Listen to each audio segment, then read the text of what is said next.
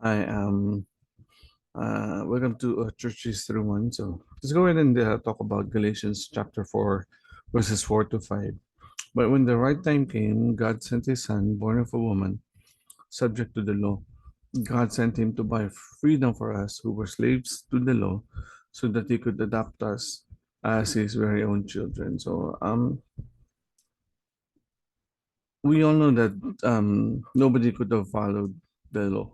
I mean, nobody is good enough to follow the law. Everybody sinned, everybody failed at some point, and so we could not really completely follow the law.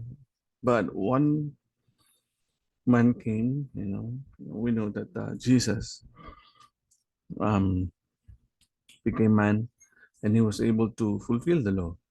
He did not sin while he was still living as a man, and then he actually sacrificed himself to abolish the law. It is because of his sacrifice actually that we are not subject to the law anymore. That we are now free from the law, and and and this is because we are now saved by grace, um, through faith, and no longer by following the law. And so, because of Jesus' sacrifice, we all became free from the law, and we are no longer required to follow the law. The law practically is not a means to salvation. Rather, it is a way that reveals our mistakes. Because of the law, we are able to see the wrongdoings that we have, and then we are able to correct it. So that's one of the purposes of the law. Hmm.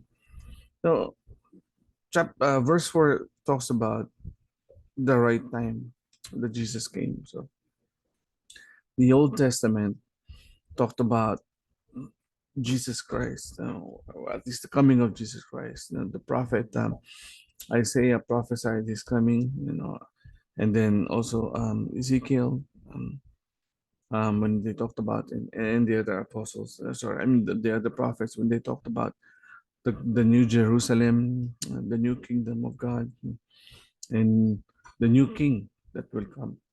And all throughout the history of the Old Testament, it was practically preparing the arrival of Jesus Christ. And the history that happened from Abraham to Moses, saving the Jews from the Egyptians, and then the exile and everything. So it was a big preparation to Jesus's arrival.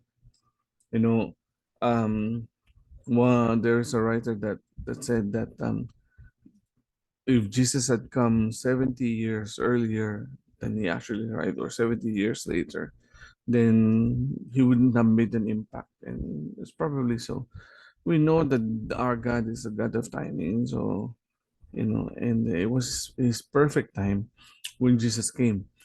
And so we now know that because of the history of the Old Testament, God was just preparing for the arrival of Jesus Christ. And today, even when Jesus is no longer with us, his life is still relevant to us because of the hope it brings to all of us. And um, so when is the perfect timing?